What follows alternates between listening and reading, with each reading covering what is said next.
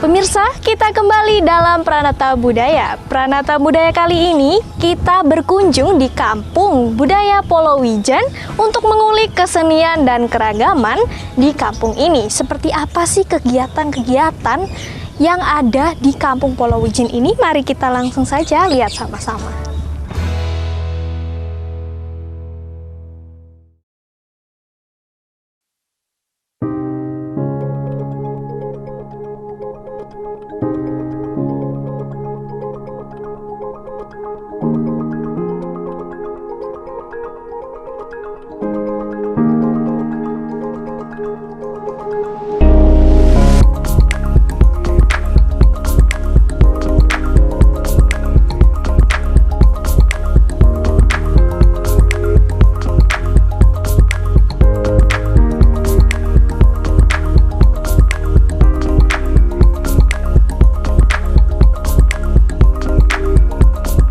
Yang pertama-tama kita menyampaikan terima kasih pada adik sekalian untuk kedatangan pagi ini di Kampung Budaya. Kita kasih tepuk tangan untuk kita semua.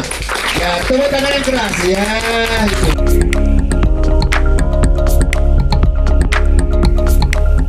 Salam budaya, Rahayu. Saya Ki Demang dari Kampung Budaya Polowijen. Jadi ini adalah kampung budaya yang ada di Kelurahan Polowijen, Kecamatan Blimbing, Kota Malang. Kampung ini didirikan tahun 2017, ya, kebetulan diresmikan oleh Wali Kota Malang. Nah, latar belakang Kampung Budaya Polowijen ini sebenarnya kita ingin menggali ragam macam potensi seni tradisi kebudayaan yang ada di Polowijen, dan nampaknya ternyata Polowijen ini dulu terkenal sebagai kampung yang memang banyak sekali tentang kegiatan kesenian kebudayaan. Ketoprak dulu ada, wayang kulit, wayang wong juga ada. Ada juga wayang upi. Jadi wayang upi itu seperti wayang kulit itu yang terbuat dari pelepah upi gitu ya, itu ada. Pencaksilat juga ada, dan yang tidak kalah menarik di sini juga ternyata di sini dulu ada kesenian topeng Malang. Salah satu khasnya Malang. Karena apa? Karena di sini ternyata tempat lahirnya Mbah Reni, dan Mbah Reni juga meninggal di Polowijen karena memang aslinya adalah orang Polowijen. Nah, topeng-topeng Malang itu kita bangkitkan kembali ya melalui Kampung Kebudayaan, Kampung Budaya Polowijen ini. Nah, karena Mbah Reni atau nama aslinya Ki Condroswono yang kemudian diberi gelar Ki Ageng Sungging Linuwih gitu ya, sama Adipati Arya Suryo Diningrat yang keempat, jadi bupati yang keempat di tahun 1880-an begitu. Maka Mbah Reni ya, atau Ki Condroswono itu mengembangkan topeng itu bersama dengan masyarakat Semalang, karena memang saat itu di masing-masing kelurahan atau desa ya tepatnya, lurah-lurah itu dulu namanya lurah, disuruh memang untuk membuat kesenian khasnya Malang. Ya ketemunya adalah topeng Malang, karena topeng Malang ternyata mensejarah sejak zaman Kanjuruhan juga ada, sejak zaman Singasari juga ada, ya muncul, dan Majapahit diperkuat, dan sekarang menggunakan kesenian topeng Malang itu dengan epos Panji. Nah, topeng-topengnya seperti ini ya. Nah ini ya, jadi topeng-topengnya seperti ini Udopati Kartolo gitu kan. Terus kemudian ini Baron Skeber. Nah ini adalah topeng-topeng Malang ya gitu ya. Tapi ini ada campuran juga nih Punokawan ya. Saya kira nggak apa-apa, ini hanya sekedar penggambaran.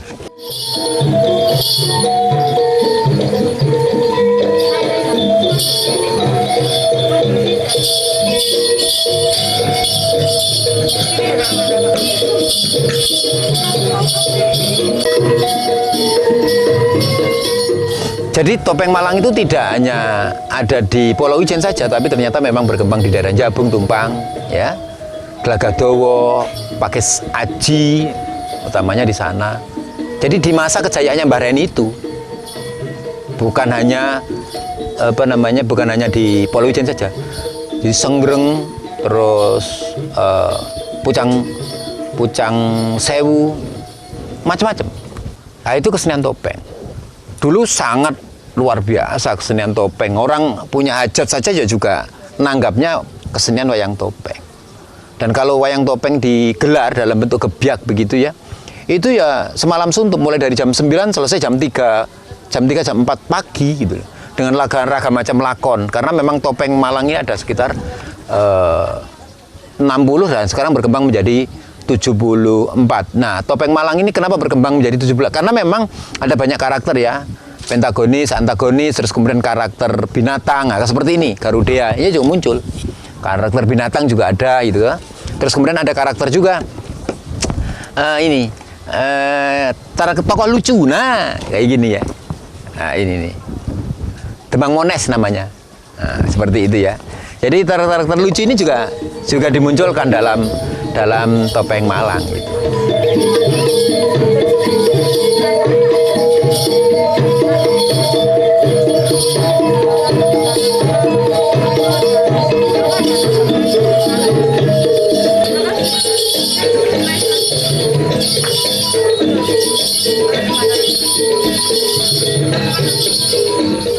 Kampung Budaya Polowijen itu akhirnya memperkuat itu, mendedikasikan untuk mengangkat kembali tentang kesenian topeng Malang, sehingga kita ini pernah mendapatkan penghargaan sebagai salah satu kampung pelestari tradisi dan pelestari kebudayaan oleh Dinas Pendidikan Kebudayaan Kota Malang.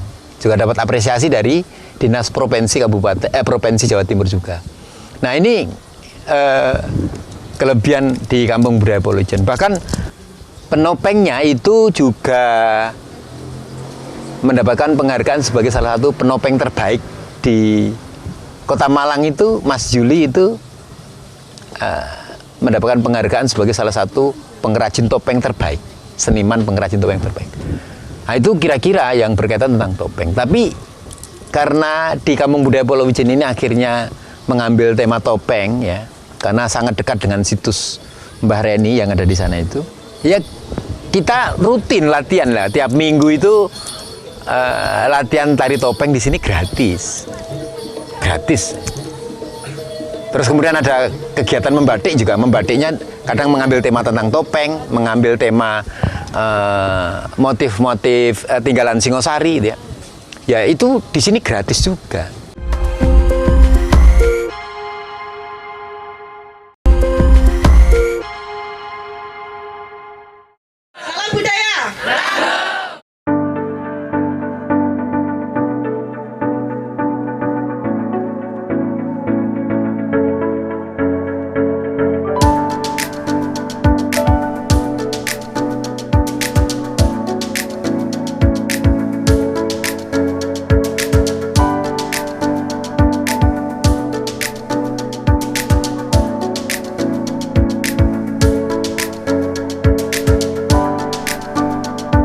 Kerajaan Kanjuruhan itu kemudian sudah membagi-bagi wilayahnya, dan salah satunya adalah Polowijen, dan daerah ini menjadi Sima. Ya, daerah Sima, daerah Perdikan. Nah, ternyata sudah ditetapkan 200 tahun berikutnya baru terlaksana, Bu. Baru terlaksana di tahun 1200-an lo bayangkan.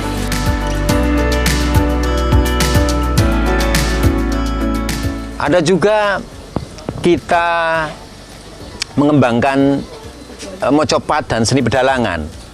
Itu di sini juga gratis juga, latihan itu gratis. Mengembangkan kesenian yang lain, misalnya membuat wayang, bukan wayang kulit ya, tapi wayang dari kertas saja lah, nggak apa-apa, karena memang kulit itu tidak mungkin dibuat latihan, itu bikin wayang dari kertas itu juga kita buat. Itu kesenian-kesenian yang ada di sini. Nah, itu untuk apa namanya? Untuk edukasi gitu ya. Untuk edukasi.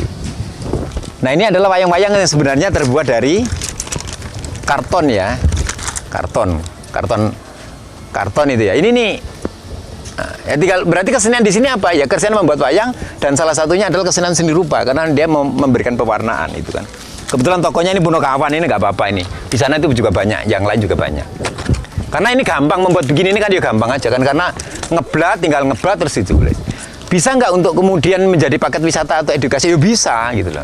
Dia mengajarkan anak dengan cara membuat wayang bersama. Kan begitu itu. Ini menarik, di sini akan menjadi salah satu paket edukasi yang menarik. Karena Kampung Budaya Polowijen itu punya, termasuk kemudian ini yang bahan-bahan yang terbuat dari sampah begitu ya, dari caping atau ini kayak seperti ini nih, ada kerajinan sini. Ini diajarkan di sini nih.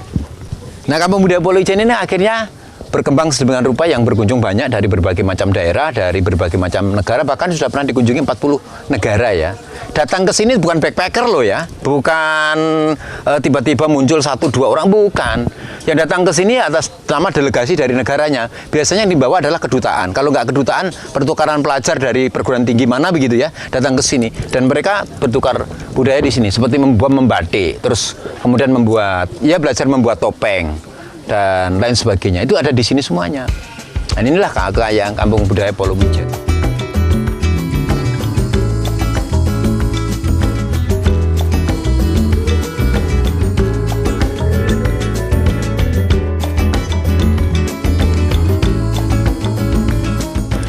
Kami ini mempunyai perpustakaan juga, ya, fasilitasnya kan juga begitu, yang sudah didigitalisasikan.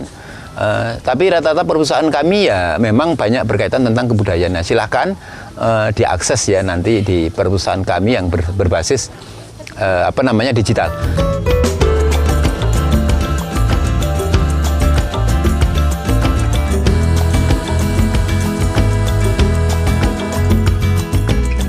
Kampung Budaya Polowijen ini memang didirikan ya tidak terlalu istimewa sebenarnya, karena memang hanya beberapa rumah, 15 rumah saja yang kemudian kita kasih ornamen bambu begitu ya, kan karena kita pengen mencari kekhasan saja kan, karena ada batu kenong gitu ya.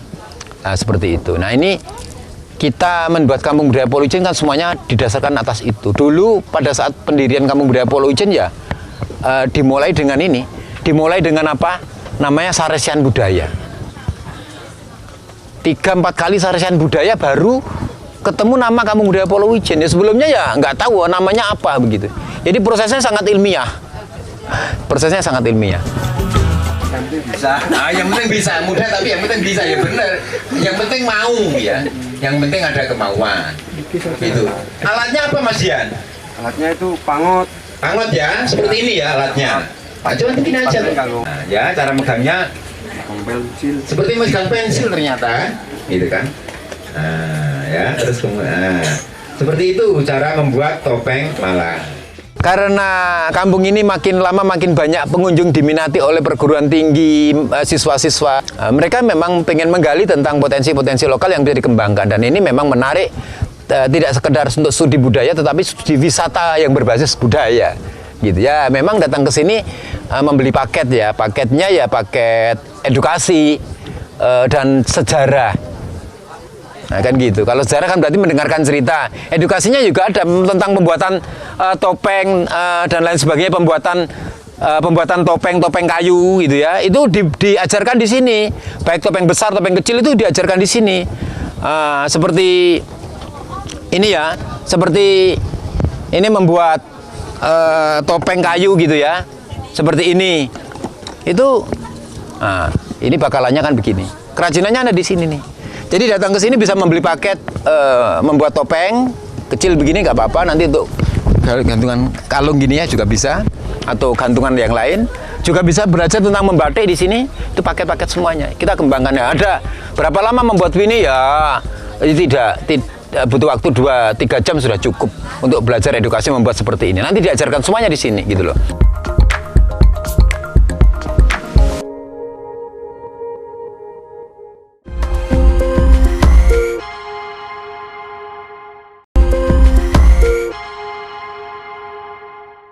Nah, salah satu yang mungkin gimana? Yang mana? Nah, ini yang mengukir. Ini coba mungkin dipraktekkan mengukir. Itu teknik-teknik membuat topeng Malang di sini. Nah, sekarang mau tanya, harga topeng Malang murah nggak? Murah apa mahal? Murah. Sing bayari bapakmu itu awakmu lho. Ya. Makanya kan gitu. Oke, tergantung kayunya. Nah, ya. Kayak topeng-topeng begini sudah jadi begitu ya, yang dari kayu sengon begitu ya, untuk kalian satu muka begini 250 lah. Ini ya, gitu ya, 200 ya, gitu.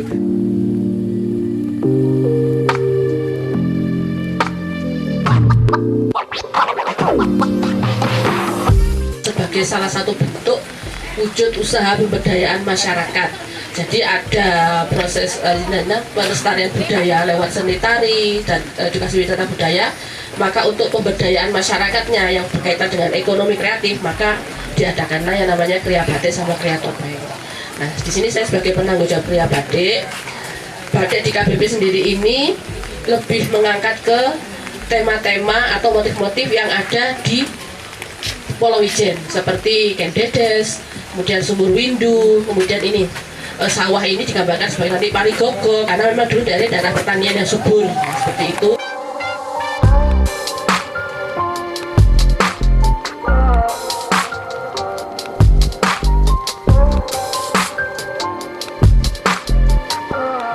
Batik yang asli itu depan belakang itu tembus sama. Moga saya tidak.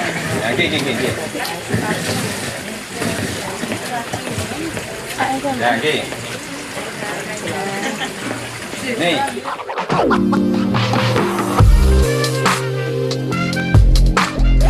Bagaimana dengannya dari pabrikan industri itu bukan dinamakan batik, tapi hanya kain yang bermotif. Di balik gini kan biasanya kan burung nggak jelas itu ya. Nah itu pabrikan, itu biasanya pakai ya, seperti ini, itu seperti ini.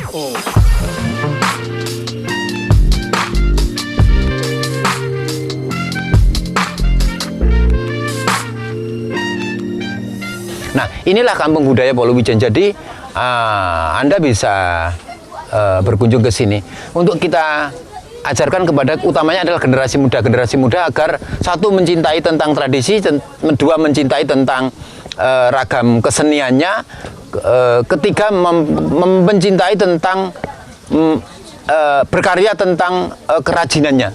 Itu penting gitu loh.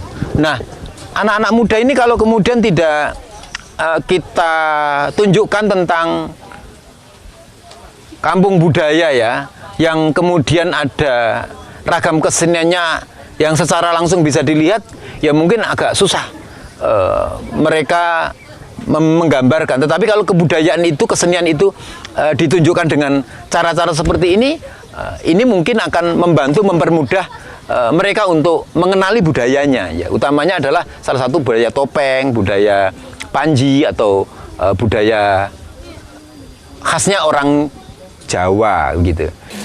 Anda bisa bayangkan tahun 1000 sampai dengan 1200 ada selisih 200 tahun baru di sini ini terlaksana sebagai daerah perdikan. Indonesia merdeka berapa tahun? 1945. Loh iya, sekarang sudah berapa tahun? 70? 77 atau 78? 77 kan? 77 saja kita belum bisa membayangkan kemarin-kemarin ketika ada agresi militer, kemarin-kemarin ada G30 SPKI atau kemarin-kemarin Soekarno bicara tentang kemerdekaan ya di proklamasi itu sulit kan, nggak kejangkau kan? Bagaimana dengan 200 berikutnya, tahun berikutnya? Jadi masa rentang waktu yang sangat panjang itu baru daerah sini ditetapkan sebagai daerah Sima dan kemudian terlaksana. Maka kemudian di sini ada Mandala Empu Purwa, ada di belakang sana, okay? Ya, jadi di situ kalau Anda lihat itu adalah situs Dedes, belakangnya itu ada struktur bangunan yang yang tertimbun sama tanah, dan struktur bangunan itu nampaknya gitu ya, itu adalah Mandala Empu Purwa. Mandala itu seperti rumah besar atau pendopo begitu besar begitu ya, yang memang digunakan untuk penyebaran keagamaan Buddha Mahayana. Malang ini sangat luar biasa. Kita bisa menggali tentang ragam macam kesenian dan kebudayaan. Nah, bicara tentang soal budaya, tentu kebudayaan itu ya ada dua, kebudayaan yang tangible dan intangible. Kebudayaan yang nampak dan yang tidak nampak. Kalau yang nampak itu adalah kecagar budayaan. Misalnya ada benda, ya, kecagar budayaan ya. Ada benda, ada bangunan, struktur, ada situs kawasan, itu kan bisa kita lihat secara langsung. Tapi budaya-budaya yang tidak nampak, yang masuk dalam WPTB warisan budaya tak benda kita, nah, kita perlu menggali terus, seperti kesenian gitu ya, seperti pengetahuan tradisional, terus kemudian kegiatan-kegiatan ritual, adat istiadat, tradisi, itu perlu kita gali. Misalnya di sini ada juga acara megengan itu menjelang mapak bulan siam menjelang puasa itu. Ada juga acara kupatan lebaran ya, kupatan lebaran. Terus ada juga acara suruhan, ada juga acara macam-macam itu namanya saparan, itu juga ada semuanya, mulutan saparan juga ada.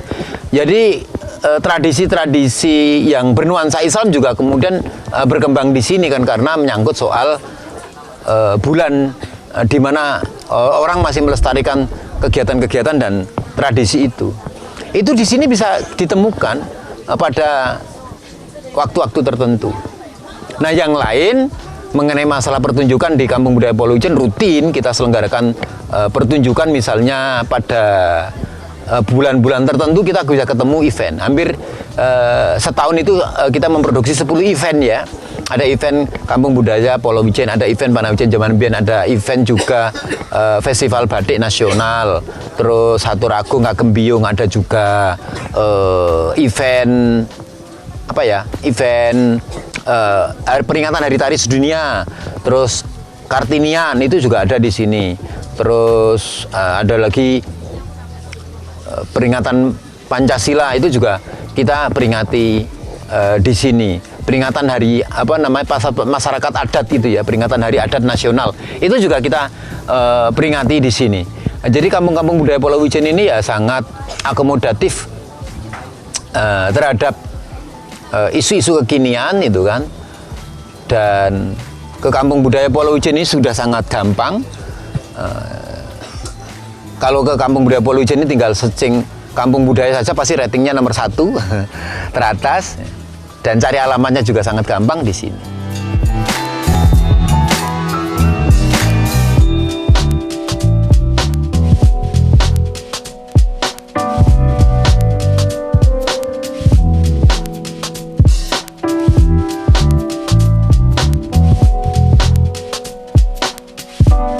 Kami ini hanya sekelompok masyarakat yang mendedikasikan tentang kesenian kebudayaan yang ada di Kota Malang, agar kemudian anak-anak muda itu mau mengenal dan kemudian mewarisi kita.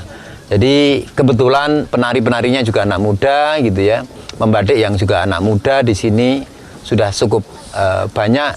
Oleh karena itu siapa saja anak-anak muda juga perlu untuk ikut belajar bersama dan mengembangkan di kampungnya masing-masing. Kampung Budaya Polowijen, warisi tradisi, lestarikan budaya. Rahayu.